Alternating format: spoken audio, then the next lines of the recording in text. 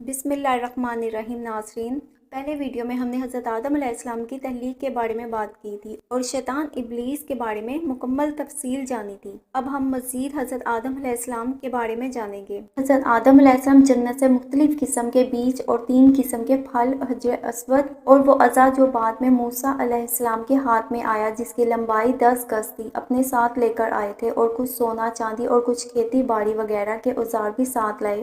حضرت آدم علیہ السلام کو دنیا میں آ کر بہت وحشت اور گھبراہٹ ہوئی۔ حضرت جبرائیل بحکم الہی زمین پر آئے اور بلند آواز سے اذان کہی۔ جب آدم علیہ السلام نے اس اذان میں حضور صلی اللہ علیہ وسلم کا نام سنا، تب ان کی وہ وحشت دور ہوئی۔ یہ تمام واقعات صحیح احادیث سے ثابت ہیں۔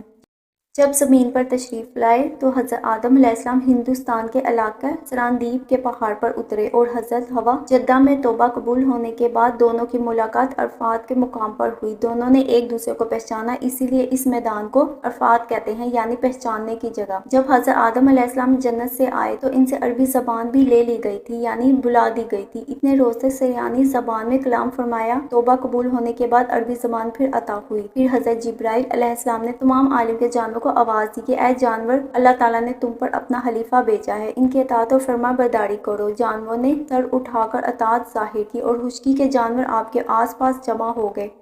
علامہ سید محمود الوصی نے فرمایا، یعنی ایک قول یہ ہے کہ آدم علیہ السلام نے عرش پر محمد رسول اللہ لکھا دیکھا تو حضور صلی اللہ علیہ وسلم کو انہوں نے اپنی شفاعت کا ذریعہ بنایا، یعنی وہ کلمات محمد رسول اللہ ہیں۔ اگر آدم علیہ السلام نبی کریم صلی اللہ علیہ وسلم کے اسم گرامی کے بطور وسیلہ نہ پیش کرتے اور اسی طرح نوح علیہ السلام آپ کے اسم گرامی کا وسیلہ نہ لاتے تو توبہ قبول ہوتی اور نہ ہی نوح علیہ السلام غرق ہونے سے نجات حاصل کرتے۔ حضرت آدم علیہ السلام کی توبہ جمعے کو قبول ہوئی۔ آپ کی پیدائش اور جنت سے باہر تشریف لانا بھی جمعے کے دن ہی تھا، وہ عاشورہ یعنی 10 محرم کا دن تھا۔ خیال رہے کہ عاشورہ جمعے کو بڑے اہم واقعات ہوئے۔ آدم علیہ السلام کی توبہ قبول ہوئی، نوح علیہ السلام کی کشتی کا زمین پر آنا، یونس علیہ السلام کا مچھلی کے پیٹ سے باہر آنا، ایوب علیہ السلام کی شفا، موسیٰ علیہ السلام کا فرعون سے نجات پانا اور فرعون کا غرق ہونا، یعقوب علیہ السلام کا یوسف علیہ السلام سے ملنا، حضرت امام حسین علیہ السلام کا کربلا میں شہید ہونا 10ویں محرم کو واقعہ ہوا۔ ان بزرگوں نے 11ویں شب راحت کی گزاری۔ اہل سنت 11ویں رات کو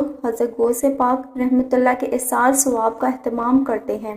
اس واقعے کے بعد حضرت آدم علیہ السلام نے عرض کیا کہ مولا، میری اولاد بہت کمزور ہے اور ابلیس کا فریب بہت سخت، اگر تو ان کی امداد نہ کرے تو وہ ابلیس سے کیسے بچ سکیں گے؟ حکم الہی آیا، اے آدم، تمہارے اور احکام تھے اور آپ کی اولاد کے لیے اور احکام ہوں گے، ہم ہر انسان کے ساتھ ایک فرشتہ رکھیں گے۔ تب آپ نے خوش ہو کر شکر کیا۔ حضرت حوا 20 یا 40 مرتبہ حضرت آدم علیہ السلام سے حاملہ ہوئی۔ ہر حمل میں 2 بچے پیدا ہوئے، ایک مذکر اور ایک مؤنث۔ ایک حمل کے بچوں کا دوسرے حمل کے بچوں کا ایسا حکم تھا کہ جیسا کہ مختلف ماں باپ کے بچوں کا ہوتا ہے، یعنی پہلے حمل کے بچے کا دوسرے حمل کی بچی سے نکاح ہوتا ہے، اسی طرح دوسرے حمل کے لڑکے کا پہلے حمل کی لڑکی سے نکاح ہوتا۔ حضرت آدم علیہ السلام کے 2 بچے ہر حمل سے ہوئے، سوائے حضرت شیش علیہ السلام کے۔ حضرت حوا نے حضرت شیش علیہ السلام کو صرف اکیلا ہی چنا، ان کے ساتھ جڑواں کوئی بچی نہیں تھی۔ یہ صرف نبی کریم صلی اللہ علیہ وسلم کی عزت تکریم کے لیے مالک ملک نے ایک بچے سے ہی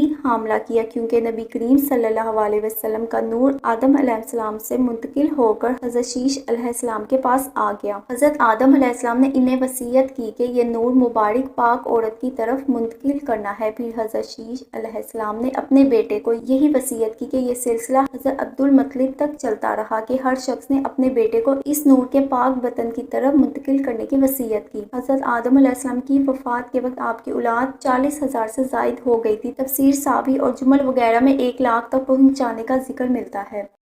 حضرت آدم علیہ السلام کی سبلی اولاد سے قابیل اور حابیل تھے۔ قابیل بڑا تھا، حابیل چھوٹا تھا۔ قابیل کھیتی باڑی کرتا تھا اور حابیل بکریاں چراتا تھا۔ قابیل کے ساتھ پیدا ہونے والی لڑکی کا نام اکلیمہ تھا، جو بہت حسین و جمیل تھی، اور حابیل کے ساتھ پیدا ہونے والی لڑکی لیودہ خوبصورت میں کچھ کم تھی۔ حضرت آدم علیہ السلام کی شریعت کے مطابق قابیل کے ساتھ پیدا ہونے والی لڑکی کا نکاح حابیل سے اور حابیل کے ساتھ پیدا ہونے والی لڑکی کا نکاح قابیل سے ہونا تھا، لیکن قابیل نے ایسا کرنے سے انکار کر دیا۔ اس نے کہا، میرے ساتھ پیدا ہونے والی لڑکی کا نکاح ہی میرے ساتھ ہوگا۔ جب قابیل نے ضد شروع کر دی تو حضرت آدم علیہ السلام نے کہا تم دونوں اللہ کی راہ میں کوئی نہ کوئی چیز پیش کرو، جو سچا ہوگا اس کی نیاز صدقہ قبول ہو جائے گا اور جو جھوٹا ہوگا اس کی طرف سے پیش کیا گیا صدقہ قبول نہیں ہوگا۔ اس وقت قبولیت کی علامت تھی کہ اس چیز کا صدقہ قبول ہو جاتا اسے قدرتی طور پر آنے والی آگ کھا جاتی اور جو قبول نہیں ہوتا اسے آگ نہیں کھاتی۔ قابیل نے ایک انبار گندم اور حابیل نے ایک بکری یا ایک دمبا اللہ تعالیٰ کی راہ میں پیش کیا۔ دونوں نے یہ کہہ کر نیاز پیش کی کہ اے اللہ جو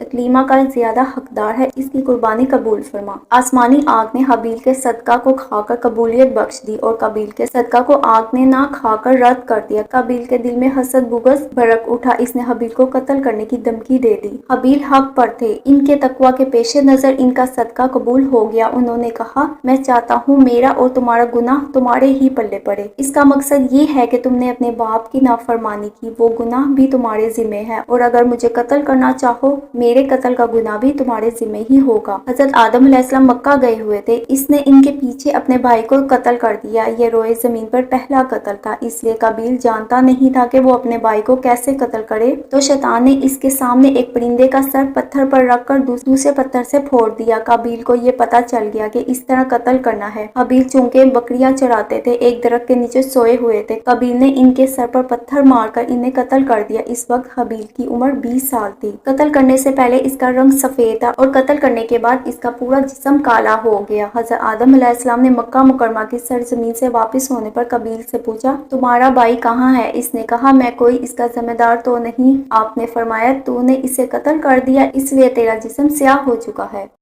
حضرت ابن مسعود رضی تعالیٰ سے مروی ہے کہ رسول صلی اللہ علیہ وسلم نے فرمایا جو شخص بھی ظالماً قتل ہوگا اس کے قتل کا عذاب آدم علیہ السلام کے پہلے قاتل بیٹے پر ہوگا، کیونکہ سب سے پہلے قتل کی ابتدا اسی نے کی تھی، یعنی جس طرح قتل کرنے والے کو قتل کا عذاب ہوگا اسی طرح قتل کی ابتدا کرنے والے کو بھی عذاب ہوتا رہے گا۔ حضرت آدم علیہ السلام بیٹے کی قتل پر اتنے زیادہ غمزدہ ہوئے کہ 100 سال تک آپ مسکرائے نہیں۔ 100 سال کے بعد آپ کو ایک اور بیٹے کی بشارت دی گئی، اللہ تعالیٰ آپ کو ایک اور بیٹا عطا فرمانے والا ہے، تو آپ مسکرائے۔ حضرت آدم علیہ السلام کو حابیل کے قتل ہونے کے 50 سال بعد حضرت شیش علیہ السلام عطا ہوئے اور آدم علیہ السلام کے ولی بنے۔ جب حضرت آدم علیہ السلام کا آخری وقت آیا تو آپ کو جنتی میوے کھانے کی خواہش ہوئی۔ اپنے فرزندوں سے کہا کہ کعبہ جاؤ اور وہاں دعا کرو کہ اللہ تعالیٰ میری یہ تمنا پوری کرے۔ حضرت آدم علیہ السلام کے فرزند یہ حکم پا کر وہاں پہنچے، انہیں جبرائیل علیہ السلام اور دوسرے فرشتے ملے جن سے انہوں نے حضرت آدم علیہ السلام کی فرمائش کا ذکر کیا۔ فرشتوں نے کہا ہمارے ساتھ اور جنت کے میوے اپنے ساتھ لائے ہیں۔ چنانچہ یہ سب حضرت آدم علیہ السلام کے پاس پہنچے۔ حضرت حوا ان فرشتوں کو دیکھ کر ڈرنے لگی اور چاہا کہ آدم علیہ السلام کے دامن میں چھپ جائے۔ انہوں نے فرمایا کہ حوا اب تم مجھ سے الگ رہو، میرے اور رب کے قاصوں کے درمیان آڑ نہ بنو۔ اس طرح فرشتوں نے آدم علیہ السلام کی روح قبض کر لی۔